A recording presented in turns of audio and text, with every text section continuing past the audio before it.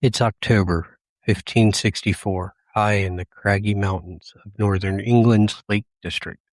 A brutal autumn tempest is hammering the valley of Barrowdale. Massive ash and oak trees, trees that have stood for 300 years, are ripped straight out of the saturated earth by their roots. The next morning, when local shepherds trek up the mud-soaked hillside to check on their flock, they spot something strange beneath the exposed root ball of a fallen ash. Tangled in the wet clay is a mass of dark, greasy, slate-colored rock. One shepherd kneels. He pulls a chunk from the soil. It's light. It feels almost oily. He drags it across a nearby gray boulder, and it leaves a thick, jet-black line. He drags it across the coarse wool of a sheep. The mark stays, even through the driving rain. They call it wad. They think it's a soft, dark form of lead. What those shepherds don't know is that they've just stepped onto the only pure, solid deposit of graphite ever discovered on Earth. And within 100 years, this dark rock won't just mark sheep. It will trigger black market smuggling rings, royal decrees, armed military guard towers, and an international arms race. For an object sitting right now at the bottom of your junk drawer. Before the skyscraper rose, someone drew it. Before the Declaration was signed, someone drafted it. Before the classroom filled with children, someone sharpened a point. I'm Jonathan. Welcome to Everyday Things, Untold Stories. Today, the pencil is our topic.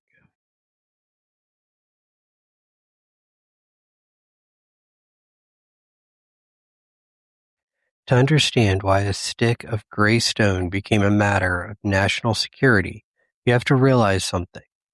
In the 1600s, Europe is constantly at war, and war requires artillery. If you're a 17th century blacksmith casting iron balls, you have a massive problem. Iron is poured into sand or clay molds. Sand leaves rough, pitted edges on the cannonball. A pitted cannonball doesn't fly straight. It catches the air and flies off course, or worse, bursts inside the cannon barrel, killing your crew. Then British military engineers discover something incredible about Barrowdale graphite. If you line a cannonball mold with pure solid graphite, it can withstand temperatures over 3,000 degrees Fahrenheit.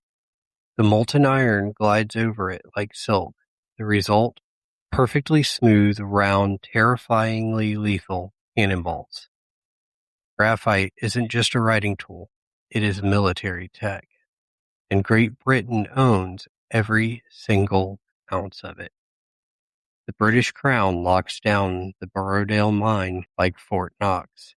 They build an armed fortress directly over the mine shaft. Red-coated guards march the perimeter with loaded muskets. They keep the supply low and prices astronomically high. Parliament orders the mine opened for only 6 weeks a year. Once the graphite is hauled out under armed guard, the mine shaft is flooded with water to keep thieves out. Naturally, a black market explodes. Miners risk everything. They slip chunks of raw wad in their boots, hiding it in secret pockets of their trousers, or dig illegal clandestine tunnels under the guards post in the dead of night. Black market brokers, known as whitesmiths, smuggle the stolen graphite through damp mountain passes to sell to artists, merchants, and foreign spies in London. By 1752, Parliament reaches its breaking point. They pass a law making graphite theft an offense punishable by 7 years of hard labor in an Australian penal colony, or death by hanging. The world is desperate for graphite, but as long as Britain holds the monopoly, the rest of Europe is left in the dark. until one-eyed French inventor enters the story. It's 1793. Paris is bleeding. The French Revolution is in full swing. King Louis XVI has faced the guillotine, and France is surrounded by enemies. Chief among them is Great Britain. The British Royal Navy puts a total naval blockade on French ports. Nothing gets in, no sugar, no timber, and strictly no English graphite. This creates a massive crisis for the French military. Generals can't sketch battle maps, engineers can't draft fortifications, and artists can't draw. In desperation, the French Minister of War summons a 42-year-old inventor named Nicolas Jacques Conté. Conté is a genius and a bit of a mad scientist. Years earlier, while experimenting with hydrogen gas for military observation balloons, a glass flask exploded in his face, blowing out his left eye. The minister gives Conté an ultimatum: find a way to make a pencil without British graphite, or watch our nation fall behind. Conté locks himself in his Paris laboratory. He knows that lower-grade graphite powder exists across Europe, but it's full of dirt and grit. On its own, it crumbles into gray dust. So Conté asks a radical question. What if graphite doesn't need to be pure? What if you can bind it with something else? He takes low-grade graphite powder, crushes it, and mixes it with fine, wet clay and water. He kneads the mixture like bread dough. Then he squeezes the wet sludge through a tiny nozzle, forming a long, gray noodle. He lays them straight, lets them dry, and bakes them in a kiln at over 1800 degrees Fahrenheit. When Conté pulls the firing tray out of the oven, it works.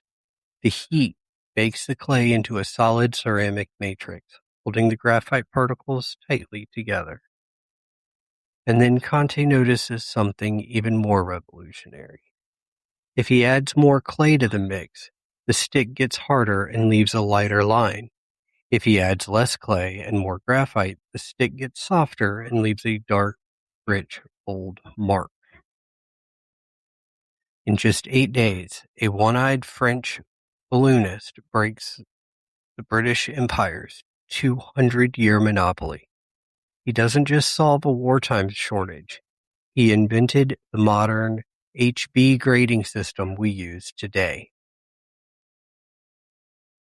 Now let's jump across the Atlantic to Concord, Massachusetts in the 1840s. If you open a textbook today, you'd read about Henry David Thoreau as a peaceful philosopher, the man who lived in a cabin by Walden Pond, contemplating nature, individualism, and civil disobedience. What the history books usually leave out is that Henry David Thoreau was also a total gearhead who spent his 20s covered head to toe in black graphite dust. The Thoreau family owned a small pencil factory, but American pencils in the 1830s were terrible. They were gritty, scratchy, and broke if you looked at them wrong. Henry sets out to fix it. He dives into European chemistry manuals and realizes the key to a silky smooth pencil is the fineness of the graphite dust. So Henry invents a new machine, a mill powered by an air blast separator. It blows heavy grit to the floor while floating only the finest microscopic graphite dust to a collection chamber. By 1844, Thoreau and Sons makes the highest rated, smoothest pencils in the United States. And here's the ultimate historical twist. The money Henry earned re-engineering the pencil manufacturing is what founded his quiet retreat to Walden Pond. The book Walden, a masterpiece warning against industrialism, was bought and paid for by the profits of a cutting-edge factory. Now, while Thoreau was perfecting the mark, someone else was trying to solve the opposite problem. How do you make the mark go away? For centuries, if you made an error in a pencil, you had one option: soft bread. Scribes would take fresh white bread, roll it into a sticky dough ball, and dab it across the paper to lift the graphite layers off the page. Then, in 1770, British scientist Joseph Priestley notices a strange new sap from South American rubber trees can rub out the pencil lines better than breadcrumbs. He names the material rubber. 80 years later, an American inventor named Hyman Lipman attaches a tiny plug of rubber to the top of a wooden pencil using a thin metal band called a ferrule. And with that, the pencil becomes complete. A pencil says, write down your idea. An eraser says, it's okay to make a mistake. It becomes the ultimate tool for human thought, a medium where you are allowed to try, fail, revise, and start again. By 1889, pencil factories are churning out millions of wooden sticks every year, but they all look plain. Most are left natural wood or painted dark brown and black to hide knots in the timber. Then comes the 1989 Paris World's Fair. An Austro-Hungarian company named L&C Hartmus unveils a new luxury pencil called the Koh-i-Noor 1500. It's unlike anyone has seen.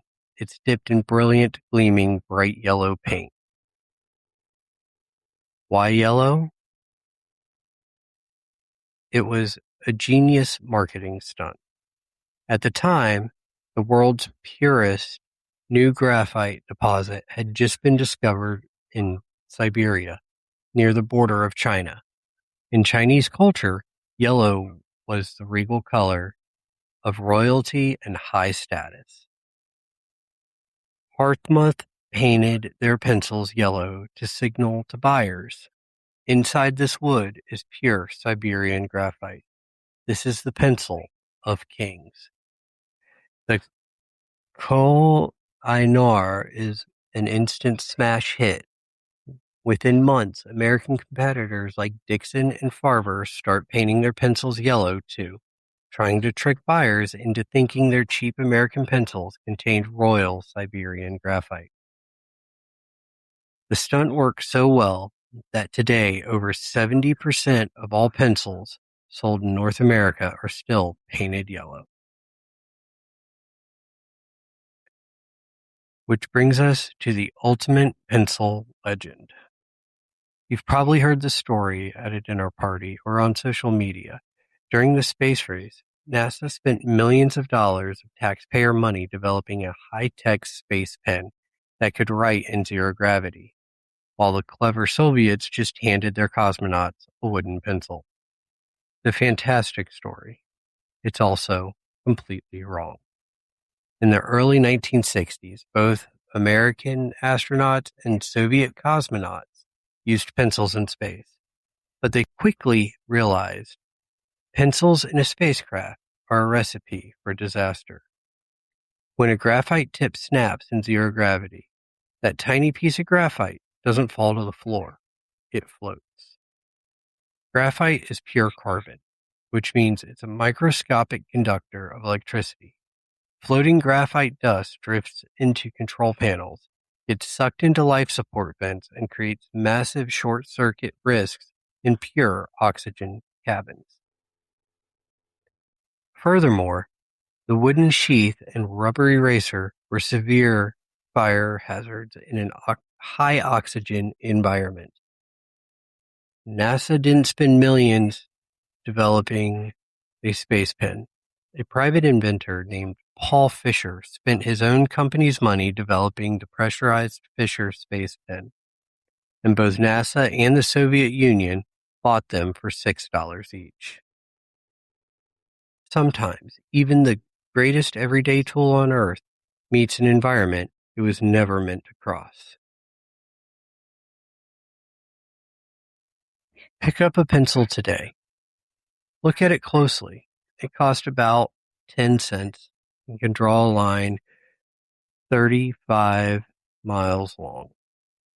It can write underwater. Contains no lead, yet it carries the name of a 400-year-old English mistake. It was defended by British warships, re-engineered by a one-eyed French chemist, perfected by a philosopher in Massachusetts, and painted yellow to mimic Chinese royalty. In 1958, the economist Leonard Read wrote a famous essay titled I, Pencil. In it, he pointed out a simple, mind-bending fact. There is not a single person on the planet Earth who knows how to make a pencil from scratch. Think about it. The man who cuts the cedar trees in Oregon doesn't know how to mine graphite in Sri Lanka.